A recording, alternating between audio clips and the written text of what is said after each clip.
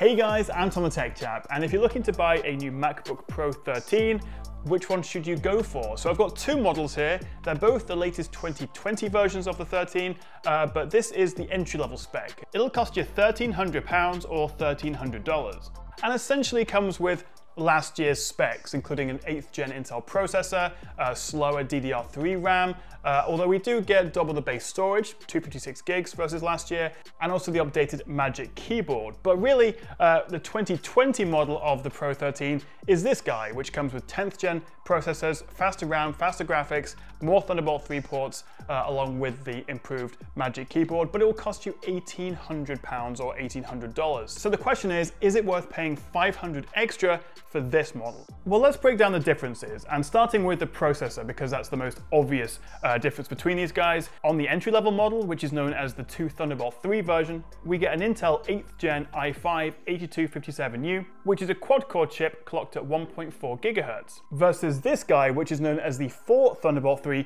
model, because as you can probably guess from the name, we get 4 Thunderbolt 3 ports versus 2 on this one, but we get a 10th gen processor, specifically the i5-1038NG7, which is a 2 GHz quad-core chip.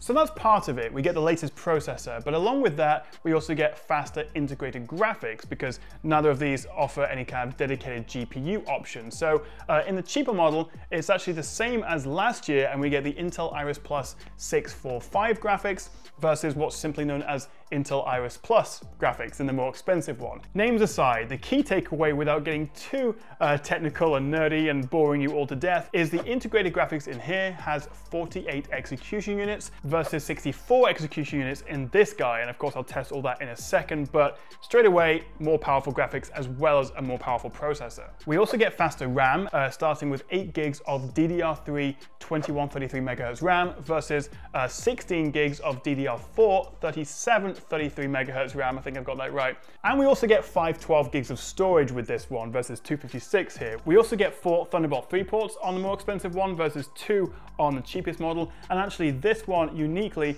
has what Apple call their display stream compression technology, which lets you output to a 6K display, which most likely will be Apple's own Pro XDR display, and so with this one you can output to that at full resolution at 60 Hz. I bet this has become a lot more technical than you thought it would be clicking on the video about which MacBook Pro should I buy, but it really is all about the internal specs. So with that all said, now you know the differences, let's run some tests, let's see if it's actually much faster. Well, let's just fly through these because I don't want to get bogged down in numbers, but in Cinebench R20, the 4 Thunderbolt 3 model was 22% faster. In Geekbench 5, it was 31% faster in single core and 11% faster in multi-core. And then in Geekbench 5's graphics tests, starting with OpenCL, it was 11% faster, and in Metal, it was 20% faster. And finally, for a real-world test, I loaded up Final Cut Pro and timed how long it would take to export a 10-minute 4K H.264 video. The highest spec 4 Thunderbolt 3 model took 13 minutes and 39 seconds, whereas the 2 Thunderbolt 3 base model took 15 minutes and 10 seconds, so it was 11% slower. So I'd say that's quite a significant difference actually, but what about in terms of battery life? Does this extra performance have an impact on your battery? Well, surprisingly, no. 1 hour of 1080p YouTube with 75% brightness used 10% of the battery on the higher spec model versus 12% on the cheaper one. And then jumping into an Apple Arcade game for an hour, which just completely destroyed the battery life on both, but I was left with 21% on the higher spec model versus 19% on the cheaper one.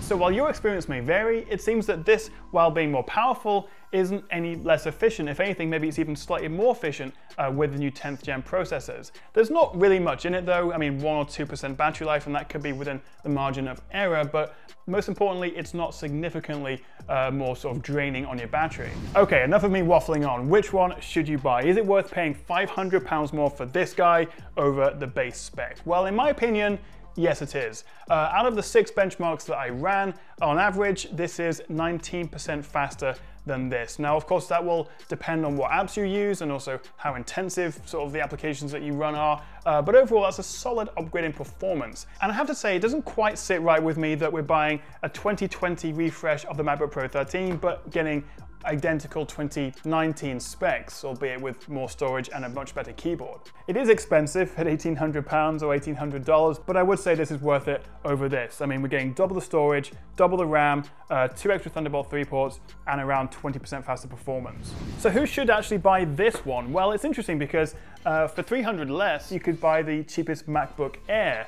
Although the advantages of the Pro, even this base model, is that we get a slightly brighter screen, 500 nits versus 400 on the Air. We also get a slightly more accurate screen. It covers a wider P3 color gamut. We do also get the touch bar on the Pro, unlike the Air, which just has a normal function key. So that actually may be a reason to go for the Air, because I know a lot of people aren't a fan of the touch bar. Personally, I don't mind it. I've got used to it. With a little bit of customization, you can get some extra functionality out of it, but it's not a big deal. But while I haven't got all of the MacBook Air models to test, so I can't see whether the i7 is faster than this i5 versus at least the base model, which is a dual-core i3. Interestingly though, we got a similar single-core performance, although the 2 extra cores on the Pro gave us nearly double the multi-score. Although in terms of graphics, the cheapest Pro is 28% faster in the OpenCL Geekbench 5 test versus the cheapest Air. But then really, if you are thinking about performance and you are thinking about the differences between i3, i5, and i7s, then really this is the one you're going to want to go for because it is significantly faster than this. So hopefully that's helped you answer the question of which one you should go for, or maybe even made you realize that you don't want to buy either of them now because they're just too expensive. Either way, let me know in the comments below which one you'd buy, or yeah, if none of the above. Thank you so much for watching, guys, and if you do want to see more from me, then hit that little subscribe button down below. I'm actually getting reasonably close to that 1 million mark, so any help from you will be massively appreciated, and I'll see you next time right here on the Tech Chat.